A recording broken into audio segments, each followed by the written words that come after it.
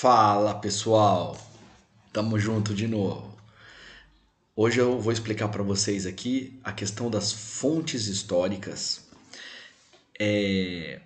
Então a gente já discutiu um conceito, eu acho que é fundamental que esse conceito esteja claro para vocês.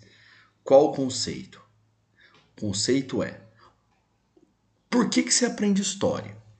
Qual a função de se aprender história? Se a gente pensar, racionalizar, a gente lembra que história é o passado e passado já passou. Então, a questão principal é: qual a função de aprender algo que já passou e eu não posso mudar, tá? Então, e aliás, o que faz da ciência, da história, uma ciência? Então é isso que eu quero tratar com vocês hoje, nessa primeira aula aqui, e fazer vocês refletirem sobre a minha profissão. Por que eu escolhi essa profissão, o que ela tem de tão especial, de tão legal, e que faz com que a gente enxergue o mundo de outra forma e transforme o mundo à nossa volta. Então eu vou começar fazendo você se questionar. O que é história? Bem, você deve ter pensado, história é passado. Sim, claro, a história ela se remete ao passado, mas todo o passado? Então vamos por partes. Primeiro, a história, apesar de muitos autores discordar de mim, a história é uma ciência. É uma ciência porque ela tem método. O que você lê no livro didático, o que você lê, não é alguém que inventou aquilo ou que foi passado de pai para filho, um contando para o outro, que nem um telefone sem fio, que a gente sabe que vira uma bagunça. O que vocês realmente aprendem ali é fato de um minucioso processo de pesquisa, embasado em documentos chamados de fontes históricas, o que torna a história uma ciência que a gente chama de ciência humana. Aí que tá, história é uma ciência que estuda o passado. O passado de quem? A história não estuda o passado de uma planta, a história não estuda o passado de uma pedra. A história estuda o passado do homem. O homem no tempo. Como o homem no tempo vivenciou, viveu e chegamos ao que chegamos ontem. Eu queria que vocês pensassem, e pensassem muito, de que é impossível compreender o presente sem entender o passado. Não dá. É como se... Vamos lembrar daquele desenho da Doris lá, né? Que tem o Nemo. Imagina se a gente, todo dia quando a gente acordasse, a gente esquecesse tudo que a gente vivenciou. A gente simplesmente não ia acumular aprendizagem, a gente ia vegetar, não ia ser nada. Então nós somos um acúmulo de informações, de vivências, e esse acúmulo de vivências, de informações, tanto pessoais, que forma a minha história pessoal, quanto social, que forma a nossa vida em sociedade, aí você vai entender política, aí você vai entender economia, aí você vai entender sociedade, aí você vai entender religião, aí você vai entender um monte de coisa a partir do princípio de que nós somos, socialmente, individualmente, o que o passado nos fez. Tá? Tudo bem? Nós somos, então, aquilo. Então, vamos conceituar a história para ficar claro e anota isso no seu caderno em qualquer lugar. História é uma ciência que estuda o passado do homem. É isso que a gente faz. Então, por que eu tenho que estudar história?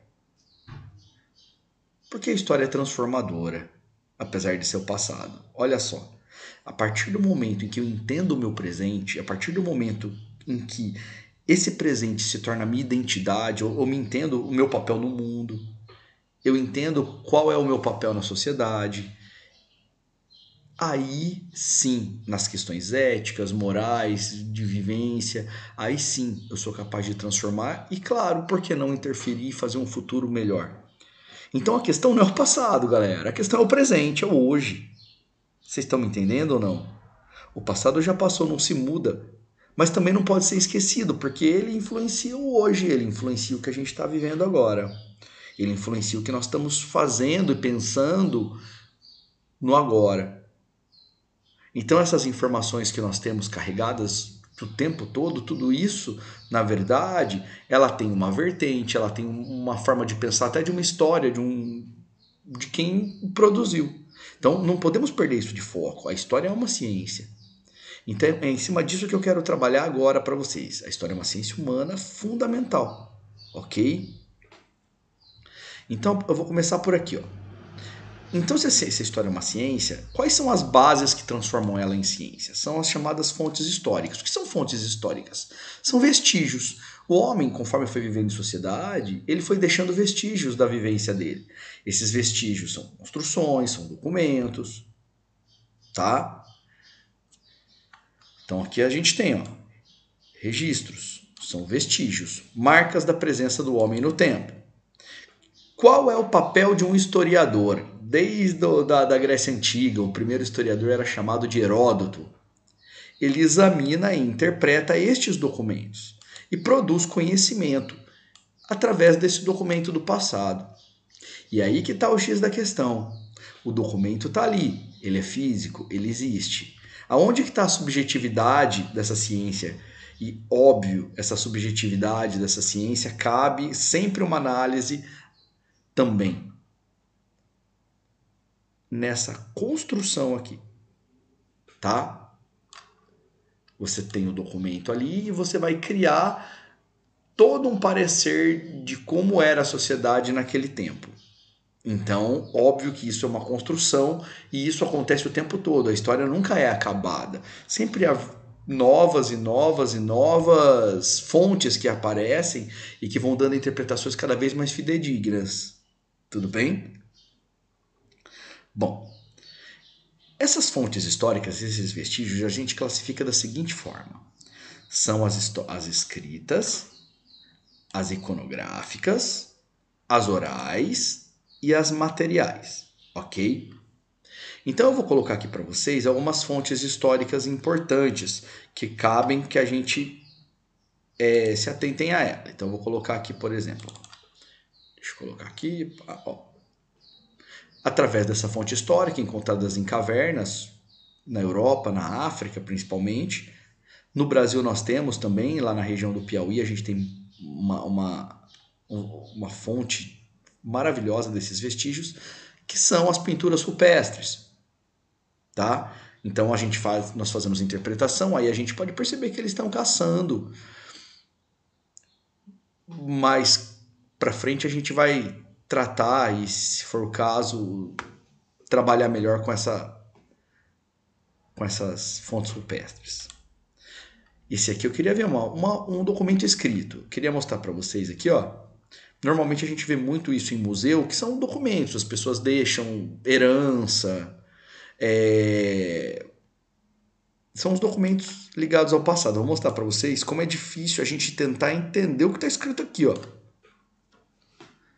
Oh, que loucura!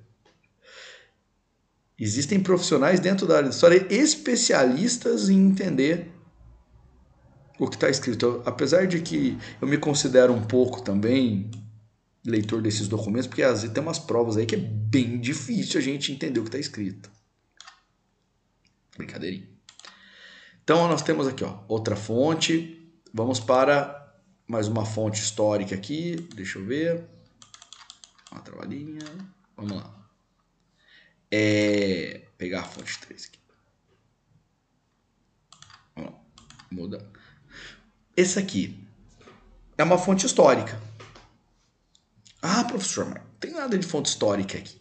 É isso que eu queria tratar com vocês. Nós temos as fontes históricas materiais e as fontes históricas imateriais. Desculpa, patrimônio material e patrimônios imateriais.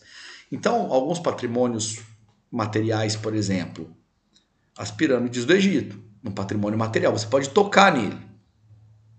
Aqui em Taubaté a gente tem a Praça Santa Terezinha, a gente tem, essas fontes que nos remetem ao passado que podem ser tocadas. O documento escrito que eu coloquei ali, tá? Uma fonte material. E algumas são fontes imateriais, por exemplo, a capoeira é uma fonte imaterial. Por que a capoeira é uma fonte imaterial? Você pode tocar no capoeirista, você pode ir lá gingar com o capoeirista. Só que a capoeira, a fonte é a capoeira. A história da capoeira é quando os escravos gingavam ali nas senzalas, por diferentes motivos, para se proteger de toda a violência que sofriam, tá? Então, é aquilo que você não pode tocar. É a ginga da capoeira que faz essa transformação, tá? Outra fonte imaterial, um patrimônio imaterial, perdão, é a feijoada. Ah, professor, você está de brincadeira. Eu posso tocar numa feijoada, pô. Como, aliás, é uma delícia. Só que o segredo é a receita da feijoada. A feijoada você come, acabou a fonte, pô. Mas é a receita dela que é um patrimônio, entendeu? Um patrimônio imaterial. Então essa diferença tem que ficar bem legal e bem clara para vocês. Tudo bem? Vamos voltar lá então. Então vocês viram as fontes escríficas. Orais. É legal a gente trabalhar com fontes orais também, que existem fontes que são quando sua avó te conta a história. Ah, na minha época era desse jeito, e ela narra, ou ela narra como é que eram seus avós, os seus bisavós, os pais dela. Também são fontes. Ela está narrando um tempo. Ela está narrando um tempo dela, entenderam? Ela está narrando E existem muitos historiadores cuja base de pesquisa deles são fontes orais. Bom, espero que esteja claro para vocês. Agora, é legal a gente pensar uma coisa. Nem sempre na história a gente trabalhar com historiografia, a gente vai ver que no decorrer da análise da história isso mudou muito.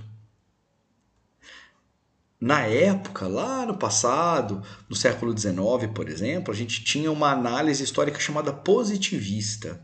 O que seria uma análise histórica positivista? Ele só valia o que era fonte escrita, documento escrito. Fora, não tem documento escrito, não pode ser considerado ciência. Porque você precisa de uma coisa palpável, coisa da Revolução Científica do século XIX, para você poder transformar em história.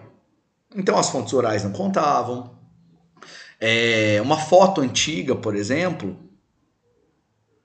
é um documento oficial, mas não é registrado, não tá. Então muitos não consideravam. Só que qual é o problema dessa historiografia do século XIX que só contava com essas fontes? Só contava a história dos heróis, só contava a história dos vencedores, porque só eles tinham documentos. A população mais simples, que tem história, muita história, e é transformadora da história, não tinha sua história contada. Então você lembra do Napoleão, mas você não lembra quem estava por trás de tudo que Napoleão produziu. Ele não fez tudo sozinho, né? A gente lembra do Dom Pedro II, mas a gente coloca os escravos como apenas subservientes do império. E não como um poder transformador que influencia hoje no racismo, que influencia hoje em muitas características da nossa sociedade. Não podemos perder isso de vista jamais. Jamais. Senão a história ela fica manca, ela fica capenga, caolha, tá? Continuando aqui. Então, essas fontes históricas elas são encontradas em museus, arquivos, bibliotecas, igrejas, qualquer lugar você vai ter a fonte histórica. Eu, como historiador, minha profissão, onde eu vou eu vejo fonte histórica. Quando eu vou na Basílica de Aparecida, tudo que eu vou olhando ali é mais que religioso para mim. Aquilo tem uma história que remete à Idade Média. Vocês estão me entendendo? Que remete ao final do Império Romano. Então, todas essas fontes que eu vou observando, fotos antigas, eu não vejo só, ai que bonitinho. Gente, a roupa que está usando, a produção que foi feita, você faz uma construção sobre aquilo, é muito legal. Te gera um prazer à parte. Então, documentos oficiais, publicações, trabalhos científicos, manifestações artísticas em geral, tá? Música que eu mostrei para vocês, vestígios arqueológicos, adornos, ferramentas. Em Taubaté foram encontrados bastante vestígios indígenas, é bem interessante isso. Recursos orais, entrevistas, contos, lendas, mitos, fábulas. Olha aqui, isso aqui são fontes orais, ó. Vamos lá. Tempo cronológico e tempo histórico. Vamos falar de um outro tema aí que é legal.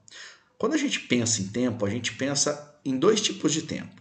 Então a gente tem o tempo cronológico, que é o tempo que a gente pode contar, o tempo do relógio, por exemplo, tá?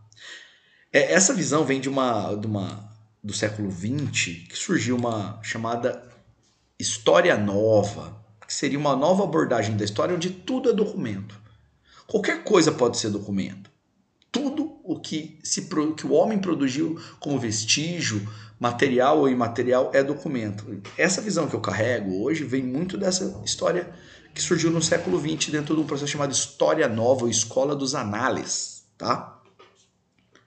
Então, ó, e foi exatamente nessa historiografia aqui que nós temos tempo.